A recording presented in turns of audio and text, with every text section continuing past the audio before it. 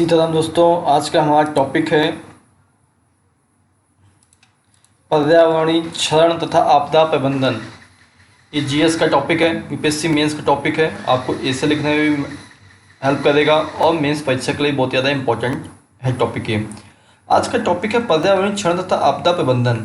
इस चैप्टर के नाम से ही क्लियर होता है कि पर्यावरण का जब क्षरण होता है उसके बारे में पढ़ेंगे, और जो हमारे देश में कभी आपदाएँ आती हैं, प्राकृतिक आपदा हो चाहे मानवीय आपदाएं हो, तो उसका प्रबंधन कौन करता है। ओके दोस्तों, चलिए देखते हैं।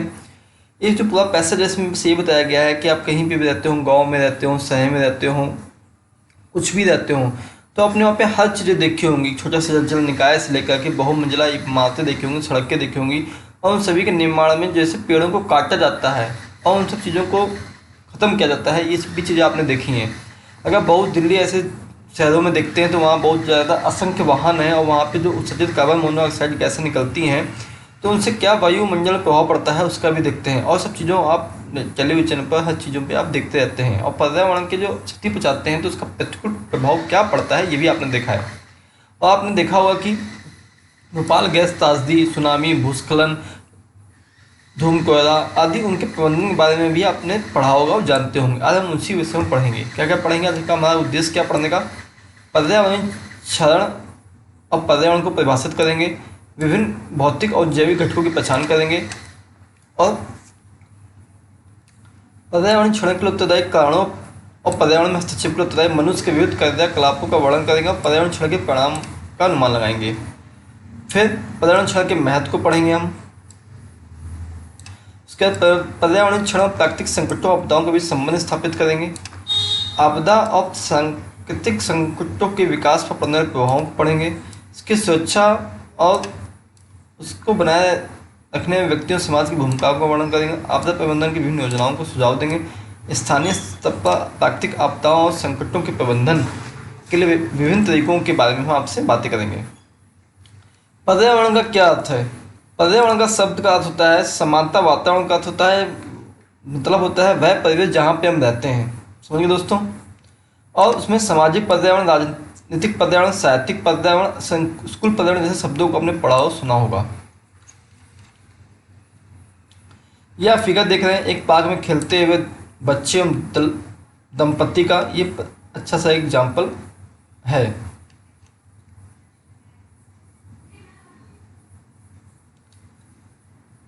फिर आपने क्या देखा है? किसी भी जीवित प्राणी जैसे पौधा, मनुष्य, जानवर के लिए पर्यावरण का अर्थ होता है कि वे सभी जीवित और निर्जीव वस्तुएं शामिल होती हैं जिसके चारों ओर वो घिरे हुए होते हैं। जैसे कि आपको पता है किसी भी जीव के पर्यावरण के दो घटक होते हैं, जीवित और निर्जीव। तालाब में जीवित और निर्जीव वस्तुएं पर्यावरण बनाती हैं, बिल्कुल बात सही है। और जीवित घटक की जैविक रूप में जाना जाता है, जैसे कि मनुष्य, पौधे, पशु, अन्य जीव, उनके भोजन, उनकी बातचीत इत्यादि के लिए शामिल होते हैं। और निर्जीव घटक को हम जानते हैं जैसे धूप, मिट्टी, हवा, पानी, भूमि और जलवायु। वर्गीकरण कैसे करते हैं पर्यावरण का? पर्यावरण का वर्गीकरण कई प्रकार से करते हैं। सामाजिक पर्यावरण, राजनीतिक पर्यावरण, साहित्यिक पर्यावरण, स्कूल का पर्यावरण इत्यादि शामिल होते हैं। लेकिन पर्यावरण हमें समझने का प्रयत्न करते हैं। पर्यावरण को दो मुख्य वर्गों में हमने विभाजित किया है, प्राकृतिक पर्यावरण और मानव निर्मित पर्यावरण। दोस्तों, जो चीज़ें हाईलाइटेड है वो ही इंपॉर्टेंट है, इसलिए मैं आपको चीज़ें पढ़ा रहा हूँ, समझाने की कोशिश करता हूँ कि ये इंपॉर्टेंट चीज़ें हैं। अब प्राकृतिक पर्यावरण क्या होता है? इसमें वो सभी जीवित और अजैविक वस्तुएं शामिल होती हैं जो पृथ्वी पर प्राकृतिक रूप से पाई जाती हैं, और इनमें रहने की जगह केवल प्रकृति शामिल है। समझ गए दोस्तों? और रहने की जगह भूमि या समुद्र भी हो सकती है, मिट्टी, पानी, कुछ भी हो सकता है। इसमें रासायनिक घटक और रहने के जगह भौतिक गुणों, जलवायु, जीवों की किस्में भी शामिल होती हैं। और प्राकृतिक पर्यावरण में आप जैविक और अजैविक घटकों को शामिल करते हैं क्योंकि प्राकृतिक रूप से विकसित होते हैं, इसलिए प्राकृतिक पर्यावरण के अंतर्गत रखा गया है। और सच तो यह है कि मनुष्य एक ऐसे पर्यावरण में रहता है जहाँ दोनों जैविक और जैविक कारक उसे प्रभावित करते हैं। हम खुद इसके अनुकूल बन जाते हैं। दोस्तों, मानव निर्मित पर्यावरण क्या है? दूसरी मानव जो बनाए वस्तुएं वो वही मानव निर्मित पर्यावरण है जिसका मनुष्य स्वयं के लिए उपयोग करता है। आप आसपास की चीज़ों को देखते ही हैं। और बड़े से नगर पालिका से लेकर व्यक्तिगत मकान हो सकते हैं, स्कूल, सड़कें, कॉलेज, अस्पताल, रेलवे लाइन, पुल इत्यादि मानव निर्मित पर्यावरण है। प्राकृतिक पर्यावरण फिगर देख रहे हैं, ये मानव निर्मित पर्यावरण का फिगर देख रहे हैं। ये जो दिखाई पड़ रहा है बिल्डिंग से, ये पर्यावरण है। अब यहाँ पे अपने पर्यावरण का इस फिगर में घटक देख रहे हैं। पर्यावरण के घटक देखिए क्या है, प्राकृतिक पर्यावरण, मानव निर्मित पर्यावरण और सामाजिक पर्यावरण। प्राकृतिक पर्यावरण के अंतर्गत हम देखते हैं वायुमंडल, जीवमंडल, स्थलमंडल और जलमंडल देखते हैं। और मानव में सड़कें देखते हैं, इमारतें देखते हैं, रेल देखते हैं, उद्योग धंधे देखते हैं, शिक्षाएं देखते हैं, कृषिगत भूमि देखते हैं और पार्क देखते हैं। और सामाजिक में क्या देखते हैं, मानव देखते हैं, तकनीकी देखते हैं, राजनीतिक देखते हैं, अर्थशास्त्र देखते हैं, शिक्षा देखते हैं, समुदाय देखते हैं, धर्म देखते हैं और परिवार देखते हैं। ये पर्यावरण के घटक थे।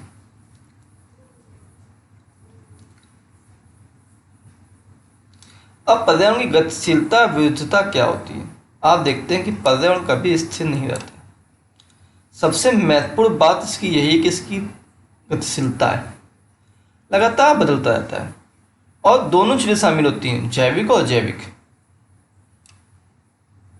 और पर्यावरण एक स्थान से दूसरे स्थान पर ऐतिहासिक रूप से एक समय में दूसरे समय में भिन्न भिन्न होता है। आप अपना एग्जाम्पल देख लीजिए, 20 साल पहले कैसा पर्यावरण था, आज कैसा पर्यावरण है। आंध्र प्रदेश में कैसा पर्यावरण है, कानपुर में कैसा पर्यावरण है, दिल्ली में कैसा है, अम्बाला में कैसा है। मेन इंपॉर्टेंट चीज़ है, पर्यावरण प्रकृति में गतिशील रहता है और ये बदलता रहता है। पर्यावरण का क्या महत्व है मुझे बताने की जरूरत नहीं पड़ रही है, लेकिन मैं आपको बताना चाहता हूँ। पर्यावरण का बहुत ज़्यादा महत्व है। हमारे कल्याण अस्तित्व के लिए महत्वपूर्ण होता है ये। मानव सहित सभी जीवों की वृद्धि, विकास, उनके जीवन को प्रभावित करता है ये। सभी प्रकार की आवश्यकताएं पर्यावरण से पूरी होती हैं। बुनियादी जरूरतों की आवश्यकताओं को पूरी करता है। असंख्य जीवों का भरण पोषण करता है। भोजन, आवास, जल, हवा, मिट्टी, ऊर्जा, दवाओं, फाइबर, कच्चे पदार्थों के पर्यावरण पर निर्भर करते हैं। वायुमंडलीय संरचना को बनाए रखता है। सौर विकिरण के हानिकारक प्रभाव से पृथ्वी पर रक्षा करता है। ये इतनी ज़्यादा इंपॉर्टेंट चीज़ें हैं। क्या आप जानते हैं, बताइए। हम जानते हैं। 1998 में दुनिया भर में UNGP ने एक रिपोर्ट सार्वजनिक की थी, स्वास्थ्य के चक्कर में वही है। पर्यावरणीय क्षरण क्या होता है, वह प्रक्रिया होती है जो हमारे पर्यावरण अर्थात वायु, जल, भूमि का उत्तरोत्तर प्रदूषण अतिदोहन द्वारा नष्ट हो जाए। अधिक दोहन करें, अधिक प्रदूषण फैलाएं, पर्यावरण को हानि हो जाए, वही है वो। उपयोगिता घट जाए, क्षतिग्रस्त हो जाए, उसे ही पर्यावरणीय क्षरण कहते हैं। मिट्टी में, वायु में, जल में, मृदा में, वनों में संसाधनों की गुणवत्ता में कमी आ जाए, पारिस्थितिक तंत्र के नष्ट हो जाए, वन जीवों के विलुप्त हो जाने से पर्यावरण की अवनति होती है। ये सब चीज़ें पर्यावरण क्षरण करता है। कुछ लोग जानबूझकर मारते हैं। जब भी प्राकृतिक आवास नष्ट होते हैं, जैव विविधता समाप्त हो जाती है, प्राकृतिक संसाधन घट जाते हैं, तभी पर्यावरण का नाश होता है। कारण क्या क्या है, बहुत से कारण है। लोग वेदों को क्षरण करते जा रहे हैं। तापमान, जलवायु परिवर्तन, आसन जल संकट, कृषि भूमि घटती उर्वरता, बढ़ती स्वास्थ्य समस्याएं, ये सब पर्यावरण क्षरण के कारण ही हो रही हैं। सामाजिक कारक देखिए आप, बढ़ती जनसंख्या, पहले जनसंख्या कितनी थी, आज जनसंख्या कितनी है, क्यों लोग कर रहे हैं, अधिक से अधिक उसका दोहन कर रहे हैं, कचरा फैला रहे हैं, वायु ध्वनि से प्रदूषण कर रहे हैं, वायु से प्रदूषण को बर्बाद कर रहे हैं। कहते हैं कि विश्व के कुल भूमि के 2.4% भाग पर विश्व की कुल जनसंख्या के 70% भाग का भरण पोषण करता है भारत। क्षेत्रफल में 2.4%, जनसंख्या में 70% भारत ही है। हम थोड़ा संभले, जनसंख्या बढ़ गई, हम उसको उनसे दो गरीबी, जो गरीब लोग थे प्राकृतिक संसाधनों का दोहन करते हैं, झोपड़ियों का निर्माण करते, खाना पकाने में अपनी जरूरत पूरा करते, क्यों गवर्नमेंट को साथ नहीं दे रही है। अमीर लोग फालतू में काट रहे हैं मजे लेने के लिए।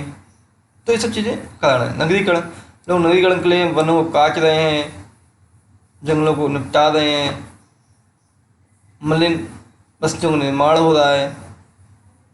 अच्छे समाज के चक्कर में, अच्छे हाव भाव के चक्कर में गरीब बेचारे मलिन बस्तियों में जा रहे हैं, वहाँ गंदगी फैल रही है। नगरीकरण के कारण वन कट रहे हैं, लोग मल मूत्र सब कुछ नदियों में फैला रहे हैं, औद्योगिकरण हो रहा है। जीवन शैली में परिवर्तन, लोग क्लोरोफ्लोरोकार्बन ऐसे AC, फ्रिज का इस्तेमाल कर रहे हैं। कार्बन मोनोऑक्साइड, कार्बन डाइऑक्साइड से हानिकारक गैसों का रिसाव हो रहा है। कई कारण है। आपने क्लोरोफ्लोरोकार्बन के बारे में बहुत ही इंपॉर्टेंट बात पढ़ी होगी, लेकिन मैं आज आपको बहुत अच्छी सी बात बताता हूँ जो आपको शायद नहीं पता होगी कभी। जो क्लोरोफ्लोरोकार्बन होती है, CFC बोलते हैं, एक निष्क्रिय बेजान गैस होती है। ये निष्क्रिय बेजान गैस तब तक बनी रहती है जब तक किसी गैस के साथ संपर्क में ना आ जाए, और जैसे आती है वैसे हानिकारक हो जाती है और ओजोन परत में छेद करने के लिए जिम्मेदार होती है। आर्थिक कारक मैंने आपको बता ही दिया है। लोग अधिक फसल उगाने के लिए ज़्यादा उर्वरकों का उपयोग करते हैं, जल संसाधनों का दोहन करते हैं, कीटनाशकों का व्यापक प्रयोग करते हैं। हो रहा है औद्योगिकरण, मतलब औद्योगिकरण का जो भी वेस्ट मटेरियल है वो नदियों में फैलाते हैं, धुआं फैलाते हैं, हानिकारक गैसों का रिसाव करते हैं, जीवाश्म ईंधनों की कमी करते हैं, खनिजों का खनन सही तरह से नहीं करते हैं। ठीक है। आर्थिक विकास,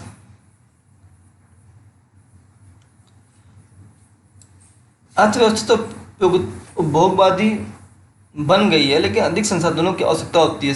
इस शैली को जन्म दिया है। अधिक अपव्यय करते हैं, संसाधनों का विवेकहीन तरीके से अपव्यय करते हैं। परिणाम, परिणाम तो मैं आपको बता ही दिया है क्या है।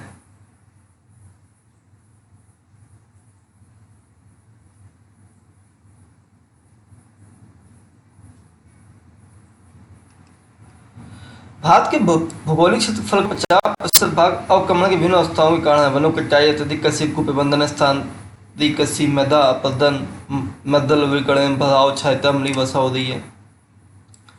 मृदा की ऊपरी परत का लगभग 5.3 अरब टन भाग जो होता है हम हर वर्ष खो देते हैं, और प्रति वर्ष 15 टन से अधिक है औसत मृदा अपरदन, और प्रति वर्ष 1 मिलीमीटर या प्रति 1 सेंटीमीटर के बराबर होती है।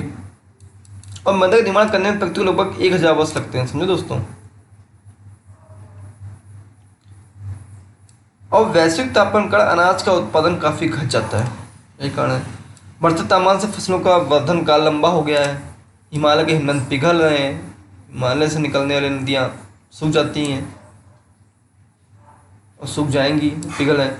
पछुआ पन्नों को 2009 में बाधित होने के कारण ऋतु में उस वर्ष कम वर्षा हुई।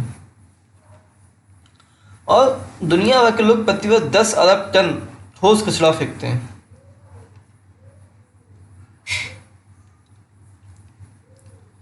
प्रतिवर्ष 10 अरब टन ठोस कचरा फेंकते हैं। अगर आप सभी कचरों को इकट्ठा कर दें तो 1 किलोमीटर के क्षेत्र में 1 पिरामिड बन जाएगा, जो कि माउंट एवरेस्ट से भी ऊंचा होगा। जो आप कचरा फेंकते हो कैसे करते हैं?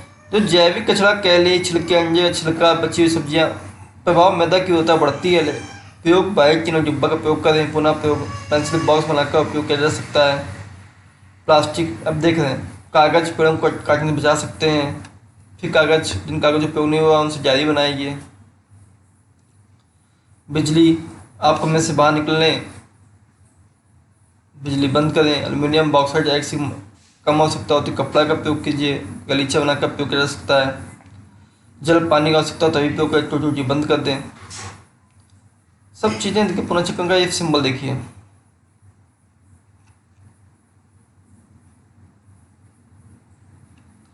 आप परिहतीसी एवं जैव निर्मीकरण वस्तुओं का प्रयोग कर सकते हैं और उनके प्रयोग को बढ़ावा दे सकते हैं। पुनर्चक्रण प्रक्रिया को बनाने के लिए अपने घर के कचरों को अलग अलग करके रख सकते हैं। प्लास्टिक पैकिंग के उत्पादन को मना कर सकते हैं। रेफ्रिजरेटर, एयर कंडीशनिंग की मांग करते हैं, लेकिन उनसे CFC का उपयोग ना होता है तो उसको थोड़ा रोक सकते हैं। आपदा प्रबंधन क्या है? आपको आपदा शब्द का प्रबंधन बहुत अच्छे से समझना चाहिए। आपदा एक त्रासदी है जो नकारात्मक रूप से समाज और पर्यावरण को प्रभावित करता है। 2 प्रकार से होती है, प्राकृतिक आपदा, मानव निर्मित आपदा। प्राकृतिक आपदा तब होती है जब प्राकृतिक जोखिम, ज्वालामुखी, विस्फोट, भूकंप, बाढ़ आ जाए और मानव जीवन को प्रभावित करे।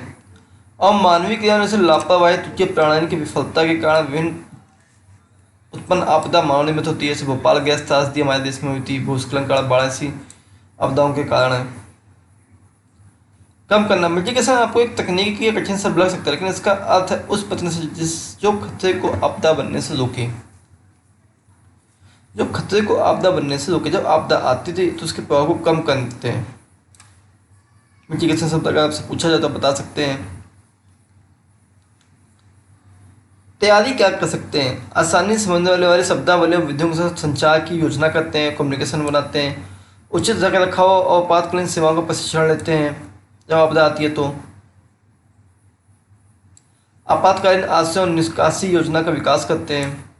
आपदा के लिए वस्तुओं और उपकरणों की आपूर्ति बनाए रखते हैं और आम जनता में से प्रशिक्षित स्वयं सेवकों की संगठनों का विकास कर सकते हैं।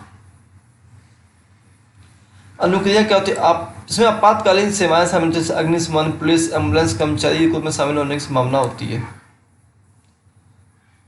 पुनरुत्थान क्या होता है? पुनरुत्थान प्रयासों में उन कार्यों से संबंधित होता है जिसमें संपत्ति नष्ट को दोबारा बनाना, पुनर्रोजगार, आवश्यक बुनियादी ढांचे और की मरम्मत और पुनर्निर्माण शामिल होता है। भूकंप, सुनामी, भूस्खलन, सूखा, बाढ़, यही छह प्रमुख प्राकृतिक आपदाएं हैं जिनसे जन धन की हानि होती है। इन क्षणों को कम करने, तैयारी करने, पुनरुत्थान की आपदा प्रबंधन योजना बना सकते हैं दोस्तों। यही मेन टॉपिक था दोस्तों जो हमने आपके सामने रखा। आप हमारे साथ बने रहे। बहुत बहुत धन्यवाद। जय हिंद, जय भारत।